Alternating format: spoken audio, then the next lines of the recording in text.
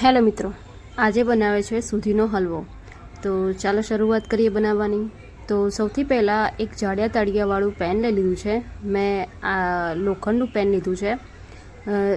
તો એની અંદર 1 કપ જેટલી સૂજી લઈ લીધી છે, તેને મેં બરાબર શેકી લીધી છે। એને આપણે બરાબર શેકી લેવાની છે। જો મિત્રો, જ્યારે પણ કોઈ સ્વીટ ડીશ બનાવતા હોય તો તમે લોખંડની કઢાઈ કે લોખંડનું પેન લઈ લેશો તો બહુ સારું રહેશે। તો જો આ રીતે આપણે સૂજીને બરાબર શેકી લેવાની છે। એનો કલર ચેન્જ નથી કરવાનો, ખાલી એને શેકવાની છે જેથી એ ફૂલી જાય બરાબર। પછી એને આપણે એક બાઉલમાં કાઢી દેવાનું છે અને એની અંદર આપણે થોડું રૂમ ટેમ્પરેચરવાળું દૂધ લઈ લેવાનું છે, તે એડ કરી નાખવાનું છે અને એને પલળવા માટે આપણે મૂકી દેવાનું છે। હવે એ જ પેનની અંદર આપણે લગભગ 5 ચમચી જેટલું ઘી લઈ લીધું છે। પછી આ ઘીને આપણે થોડું મેલ્ટ થવા દેવાનું છે। આ શીરો એકદમ હેલ્ધી પણ છે અને સારો પણ છે, એકદમ ટેસ્ટી લાગે છે। હવે જો એ જે ઘી હતું એ ઘી થોડું મેલ્ટ થઈ ગયું પછી આની અંદર સ્વાદ મુજબ, આપણા ટેસ્ટ મુજબ જ તમારે સ્વીટ જે એડ કરવું હોય તે એડ કરવાનું છે। મેં ખાંડ લગભગ 1 વાટકી જેટલી ખાંડ લઈ લીધી છે, તેને એડ કરી દઈશું અને આને શેકાવા દઈશું અને કેરેમેલાઇઝ કરવાની છે। તો હવે જો આપણે એને હલાવતા જઈશું, જેમ જેમ હલાવીશું તેમ તેમ આનો કલર જે છે એ ચેન્જ થતો જશે અને આપણી જે ખાંડ છે એ કેરેમેલાઇઝ થતી જશે। જો આ રીતે આપણી ખાંડ ઓગળવા લાગી છે। હવે આને આપણે બરાબર હલાવી દેવાનું છે।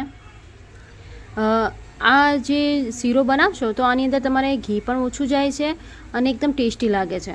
હવે જો આપણી ખાંડ એકદમ કેરેમેલાઇઝ થઈ ગઈ છે બરાબર, પછી આપણે જે સૂજી અને દૂધનું મિશ્રણ તૈયાર કર્યું હતું તે આમાં આપણે એડ કરી દેવાનું છે। હવે આને આપણે બરાબર મિક્સ કરી દેવાનું છે। શરૂઆતમાં તમને લાગશે કે આ થોડું તળિયે ચોંટે છે, પણ જેમ જેમ આ શેકાતું જશે એમ એમ એની જે ઘી અંદરથી છૂટું પડતું જશે અને આપણો શીરો જે છે એ પેનને છોડી દેશે।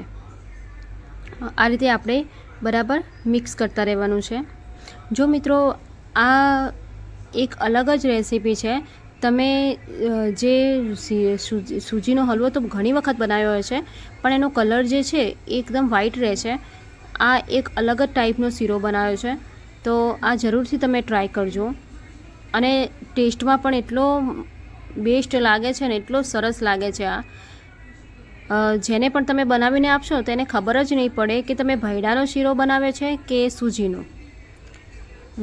એકદમ હેલ્ધી પણ છે। જો ઠંડીની સિઝનમાં તમે રોજ સવારે થોડો સૂજીનો હલવો ખાઓ તો તમારા હેલ્થ માટે બહુ સરસ છે। હવે એની અંદર મેં થોડી ઇલાયચી પાવડર એડ કર્યો છે જેથી એનો ટેસ્ટ બહુ સરસ આવે। પછી આપણે એને બરાબર હલાવી લેવાનું છે અને બરાબર આપણે મિક્સ કરતા જવાનું છે અને હલાવતા જવાનું છે। આની અંદર બીજું કશું વધારે એડ કરવાની જરૂર નથી। આ સિમ્પલ જે છે હલવો પણ ખાવામાં બહુ ટેસ્ટી લાગે છે। તમે ચોક્કસથી એક વખત ટ્રાય કરજો અને જો મારી રેસિપીઓ તમને ગમતી હોય તો મારી ચેનલને લાઇક કરજો, શેર કરજો અને સબસ્ક્રાઈબ કરજો અને કમેન્ટ પણ કરતા રહેજો। હવે જો મેં લગભગ 2 થી 3 કાજુ લઈ લીધા હતા અને 1-2 બદામ લીધી હતી, તેને કતરણ કરી અને પછી એડ કરી છે। પછી આની ઉપર આપણે ઉપરથી જે લગભગ 1-2 ચમચી જેટલું મેં ઘી એડ કર્યું છે જેથી આનો ટેસ્ટ એકદમ ખૂબ વધી જશે અને ઉપર જ્યારે આપણે સર્વ કરીએ છીએ હલવો તો ઉપર એમ ઘી લાગશે, પણ ઘી હકીકતમાં આમાં ઓછું ગયું છે। જે નોર્મલી આપણે ઘી વધારે યુઝ કરીએ છીએ એટલું ઘી નથી આમાં। જો તૈયાર છે આપણો શીરો।